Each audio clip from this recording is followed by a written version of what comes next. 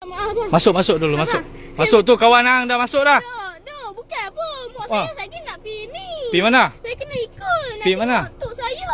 Dekat mana? Dekat hospital mana tak tahu. Lepas tu hang duk buat basikal lajak dekat sini pasal apa? Alah, abang tu bukan bisikal lajuk. Ni basikal lajak. Brek tak ada apa semua. Lepas tu basikal apa? Pergi masuk. Ni kawan hang masuk lah. Ni. Hei. Hei. Hei. Abang minta maaf. Hei. Saya minta Mai. maaf. Abang. Mai, masuk. Tak, saya tak ada. Abang, jangan abang. Jangan. Ha? Jangan abang.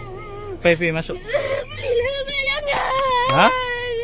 Jangan abang. Nak main lagi tak basikal lajak? Saya janji tak nak. Ha? Saya janji tak nak. Betul? Betul, sumpah demi Allah lah lah. Demi Yasir, demi aku. Ha? Biasa saya pun jual juga tu kaki buruk. Bila? Sekarang ni pun boleh. Ha? Sekarang pun boleh. Aku nak ada brek semua basikal tu. Baik. Buat elok. Elok. Boleh? Ha? Lepas ni saya pergi tambah brek lagi. Ha? Saya tambah brek lagi. Tambah brek lagi? Kan aku bawa pergi balai ni. Betul, saya janji. Ha? Janji bang. Ha? Janji, betul. Pergi balik sekarang. Pergi balik sekarang. Cepat. Cepat pergi balik sekarang. Ha? Pergi balik sekarang. Ya tuan. Ha? Main basikal lajak brek tak ada. Cepat. Terima kasih bang. Terima kasih ya.